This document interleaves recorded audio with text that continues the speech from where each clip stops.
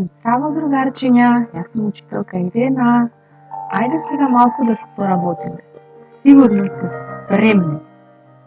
Најпрви ќе си прочитаме една приказна за точките и линиите. Ајде да видиме зашто се работи во оваа приказна. Вели си беше еднаш една црна точка. Бидејќи многу и беше задеало да живее сама, тргна по светот да си бара друштво. По кратко време сретна друга точка. Од радост двете точки се фатија за раце и продолжија понатаму. Кога стигнаа до една ливада, најдоа други две точки што се играа. Нашиве точки веднаш им се придружија, а така се играа сите четирите. Еве какви игри тие измислија. Тогаш дојдоа други точки од разни бои. Имаше по една црвена, сина, зелена и две жолти точки. Тие срамежливо стоеа и гледаа како се играат црните точки, но малку се охрабрија им се придружија на црните точки, па така се фатија во орото. Колку беше весело на ливадата сега.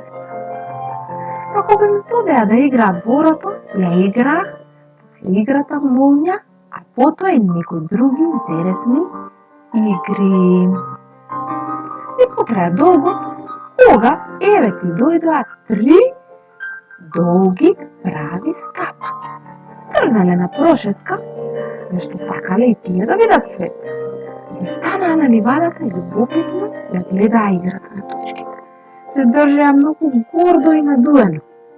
Тоа ги налози точките, па бргу им се качија на главите и се засмеа.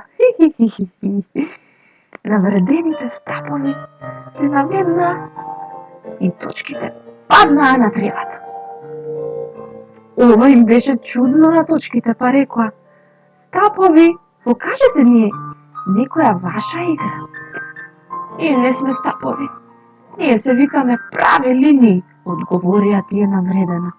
Но сепак ќе ви покажеме какви игри знаеме. Откако правите линии викна уште неколку други своји другарки, почнаа да изведуваат чудни движења. Четирите легнаа една до друга, а две за страна од секоја страна. Еве така ние правиме плот, им објаснуваа правите линии. А нам ова ни личи на сметалка, извикаа точките и се качија на правите линии. Поради тоа некои линии се налутија и за малку што играта не се прекина. Ама на некој од нив многу им се свиде. Оние навредените си отидоа, а оние што останаа си играа заедно со точките разни игри. Еве што правеа. Направија покрив, направија шатор, направија домино, па направија маса, па направија стол, па и по некој орман и по неколку огради.